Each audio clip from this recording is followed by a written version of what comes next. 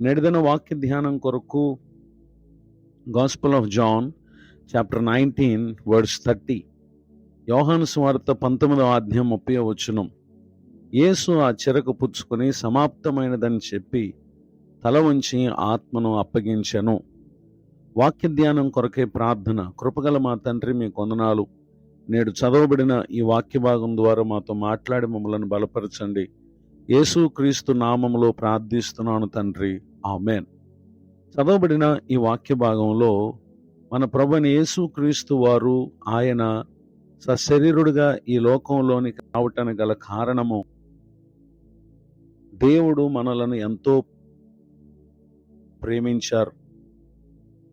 వచ్చినటువంటి ఆయన ఈ లోకమందు మన పాప శాపములన్నిటిని కూడా ఆయన తన మీద మోసుకొని, మన అతిక్రమ క్రియలను బట్టి ఆయన గాయపరచబడినటువంటి వారని, మన దోషములను బట్టి నలగొట్టబడినటువంటి వారని బుక్ ఆఫ్ ఐజయా చాప్టర్ 53, యెషయా గ్రంథం 53వ అధ్యాయంలో ఆ సంగతులను పరిశుద్ధాత్మ దేవుడు అక్కడ తెలియపరచడం మనం గమనించగలం.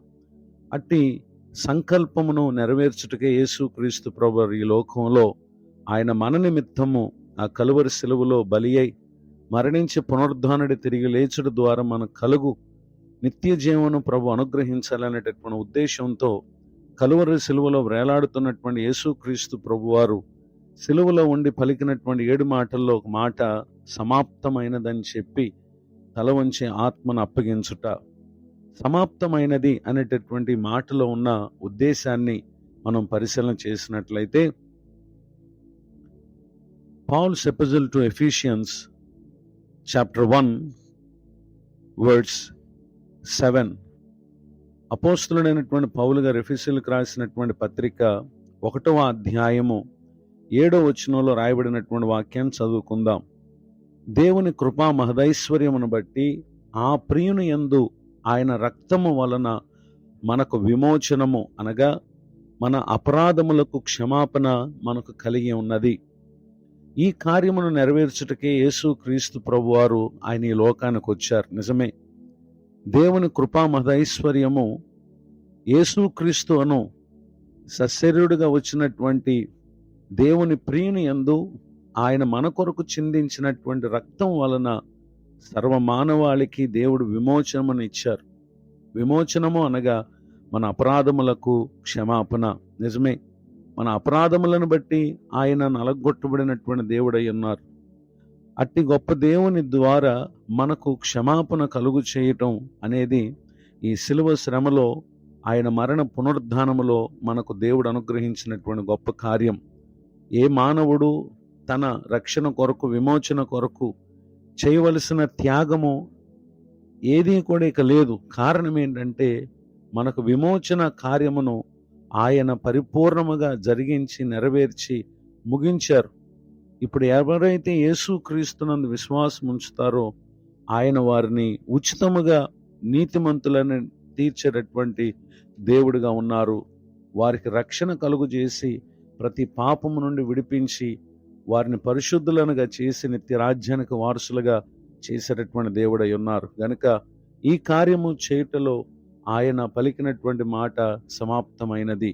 ఈ మాటలు వింటున్నటువంటి నా ప్రియ సహోదరి సహోదరులు, మీకున్నటువంటి పలు విధములైనటువంటి ఇబ్బందులను, బాధలను, అలానే మీ ప్రతి విధమైనటువంటి అపరాధముల నిమిత్తమై మీరు విమోచింపబడటానికి చేసే ప్రయత్నాలు ఇక ఏవీ కూడా అవి మనకు ఉపయోగకరం కాదు. కారణం ఏంటంటే, సమస్తమును క్రీస్తు ప్రభువారు ఆయన మన కొరకే నెరవేర్చారు. ప్రస్తుతం చేయాల్సినటువంటి పని ఆయన యందు విశ్వాసం ఉంచి ఆయన అనుగ్రహించు నీతిని, రక్షణను విశ్వాసం ద్వారా పొంది ఉన్నామని నమ్మి మారుమనసు పొంది పాపక్షమాపణ నిమిత్తం బాప్తిసం తీసుకుని ప్రభు వాగ్దానం చేసిన పరిశుద్ధాత్మను వరం పొంది ప్రభు కొరకు ఈ లోకంలో జీవించి ఆయన మన కొరకు సిద్ధం చేసిన నిత్య జీవానికి మన వారసుల మగుటయే మనపై ఉన్నటువంటి ఈ బాధ్యత. ఇట్టి విషయముల యందు శ్రద్ధ నిలిపి ప్రభు చేసిన కార్యం ద్వారా కలుగు రక్షణ, అంత మాత్రమే కాక నిత్య జీవమును ప్రతి ఒక్కరు పొందాలని హృదయపూర్వకంగా కోరుతూ ఈ మాటలు ముగిస్తున్నాను. ప్రార్థన.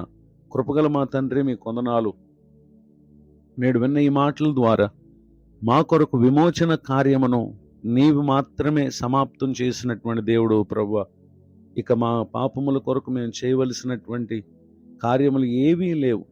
విశ్వాసముతో యందు నిరీక్షణ కలిగి జీవించటం ద్వారా కలుగు దీవెనలు మా ప్రియులకు మీరు దయచేదురుగాక. దైవజనులను వారి కుటుంబాన్ని పరిచయం దీవించండి. నూతన సంవత్సర దయాకిరీటాన్ని దినం పొందిన మా ప్రియులను ఆశీర్వదించండి. ముందున్న కాలమంతా కృపాక్షేమలు కలుగు చేసి మేలు చేయమని యేసు క్రీస్తు నామములో ప్రార్థిస్తున్నాను తండ్రి. ఆమేన్.